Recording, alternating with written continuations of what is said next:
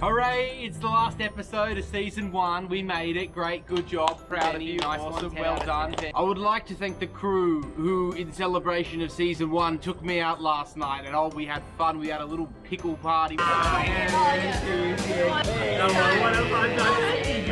But it turns out the thing about a rap party is you're meant to do it once you finish shooting. Stupid showbiz term. I feel awful. I feel absolutely terrible right now. But the show must go on. So we're at the Atomic Beer Project in Redfern. This is the rockstar life of a travel cooking show host. Season 1, episode 10, baby. Let's go.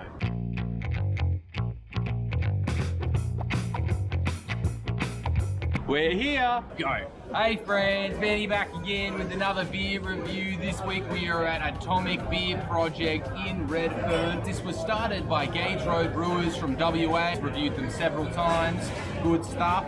This tasting paddle, it comes with 6 beers. It was 15 bucks. It was a set tasting paddle. 3 core range beers, 3 rotating beers that they just happen to have on tap. We're going in with the pale ale, 4.7%. Let's have a drink.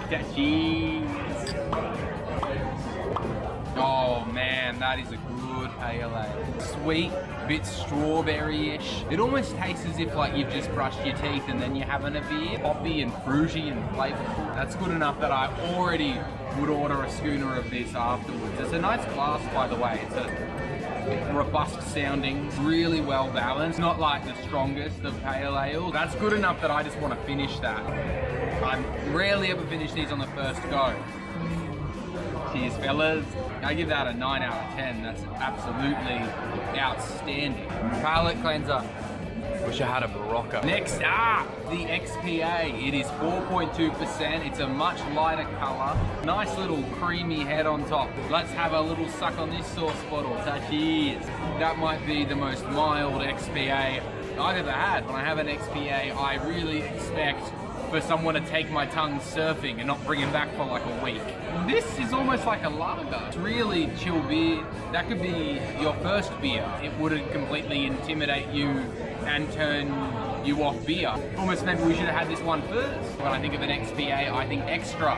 And this to me is not got the extra. I still finish though. It still gets like I give that like a 7 out of 10. It's not boring enough to be like a 6 or something. Next up, the IPA. It is 5.6%. Darker color, almost more amberish color. Let's suck it down. Cheers. The last beer was taking me on the teacup ride, and this one's taking me to the bumper cars. I can taste the electric chicken wire above zapping me down onto my tongue. Very well balanced, very creamy, a little bit spicy, cardamom, nutmeg, cinnamon. You can taste the extra alcohol. Oh, it's only 5.6, so it certainly doesn't like hurt. This is an IPA that I think they've made for you to have more than one of. It's not like sawing your tongue in a woodwork class. As an 8 out of 10, if you're wanting one to have a couple of, or if you're trying IPAs for the first time, yeah, get that one. Let's flip this one around. Next up is the Full Blast Mall Cop. Sorry, hang on, I didn't read that right. First Cab Strong Ale. It is 6%. It's called First Cab because this is the one they started brewing first day they got here. Cheers. Yeah. That's what I wanted. Sort of low carbonation, even though there is just a little bit of a head on it. But it's sort of that English type of beer, although we are having it cold, as opposed to like room temperature like they would in England. It's a bitter beer. Tastes really good. At 6%, the alcohol is there, but it's not like that's the only thing that you're tasting. Really strong, like sort of black tea flavors to it. Just a teeny pinch of lemon, like you might have with your tea. It does hang around your mouth, kind of like a lolly or like a strepsil or a soother. I'm gonna leave some so in case it comes close. That's really nice, 9 out of 10. It isn't just alcohol for the sake of alcohol, it's alcohol for the sake of enhancing some really nice, strong, stewy flavors. What do you think?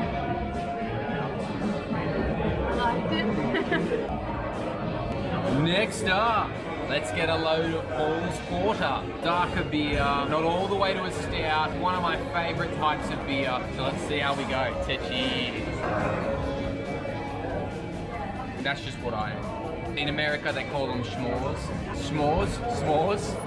I made it Yiddish for no reason. S'mores, toasty marshmallow with a little bit of dark chocolate. Just like a gentle thumb rubbing across your tongue. but like from someone that you really care for. It's not a stranger's thumb in your mouth. It's filling up not just my whole mouth, but filling up my whole mind. I feel good now. What do you think? Well, it smells and tastes like tiramisu with berries in it as well. That's really good description. Do you mind if I say that and pretend that it's like my description that I just came up with? It kind of tastes a bit like a tiramisu. That little bit of coffee flavors, a little bit of chocolate, even that sort of like dark cherry type of flavor. I'm just gonna save a little bit of that. I'm torn between an 8 and a 9.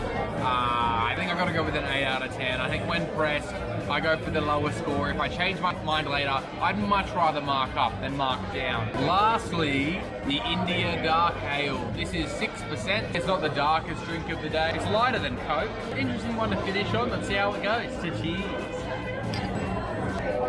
Very fruity, very stone fruity. Cherries, apricots, avocados. So maybe a bit more like an IPA than it is a dark ale. If you blindfolded me and asked me to tell you the color of the beer, well, I'd know because I'd be peeking. I'd peek. I can see through blindfold. I'd have guessed this was not a dark beer. This is covering my whole tongue in a lovely blanket made of silk from the honey mine chocolates caramel caves of coffee bean land. It feels like a very modern beer because it's so clean and so balanced. But it feels like there is this old sort of style in it. It feels like it really is. Oh my god, this is gonna sound so wanky. Maybe we can put some wanky filter over this. It's telling a story. I'm gonna have my last gulp now. I'm gonna enjoy it. That could go great alongside anything, from cheeses to seafood. Maybe not a salad. That to me is another. Oh, is it an 8 or a 9? But to me, this one lands on 9. I really like that. Trying to decide top brew of the week. Really hard. Honestly, it's a tie between the pale ale and the first cab strong ale. Keep in mind, when I had this, I did not want to drink beer, and this just provided almost an otherworldly experience. It's the first ever tie we've had on this show, but it's the last episode, so maybe we make it a tradition that it's a tie on the last episode. Are you happy with that? You and me? Yeah? You excited for season 2? Know anyone to sponsor it? Corporate sponsor? Yeah? Manscaped? Squarespace? Simply Safe? Blue Apron? BetterHelp? Noom? What's Noom? It's like a diet, health, lifestyle. Oh no, I'm not doing that. The kitchen accidentally made too many pork belly skewers, so they sent some to us. I love pork belly. It falls apart before it even reaches your mouth. It's like the best like roast pork you've had like from like your nana's oven with these spices on it that are just something else. They're just in a different stratosphere. Turmeric and kaffir lime sausage rolls with a little tamarind ketchup. Looks like a busy little number, but it backs a punch. It's almost like a cross between a sausage roll and like a samosa. Nice pastry, just a little teeny bit of spice. The drink I chose to have with that is the Midpoint. This is their mid-strength, surprisingly enough. It's the only one I hadn't tried. They had a Saison, but they didn't have any going today, so I went the Midpoint instead. Good whack of flavour for a mid-strength beer. And it could be just a little bit stronger. I give this a 7 out of 10. This is the famous one. This is the Indochina Wagyu beef, fermented chili, shallots, coriander, inside a fucking croissant. The Wagyu is delicious. The chili, there's a bit of spice. It's not too hot. I'm not dying. I'm not reaching for the beer right away. A lot of flaky layers inside the croissant. The Wagyu is lovely, cooked to perfection. It's just falling apart. Definitely gonna save some and tuck into one of these wings. Lots of fish sauce, chili, shallots, some peanuts or some dried looking onions on top of there. But the chicken itself, juicy, pretty succulent. But the spices that it's in as well are really making it a lot more of a juicy, tasty experience. My favorite thing that we've had on the table today is the thing that we didn't even order. Pork skewer, man. So fatty and tender. This has even gone a bit cold, but it's still delicious. I'm never gonna forget this day. And you know what? I think I'm staying. That's right, I'm never gonna leave. Well, what a lovely place to finish this little season 1 beer journey. The beers were nice. They all tasted really professional. I don't know if that's weird to say, but they did. It was so hard to pick a winner. I had to pick 2.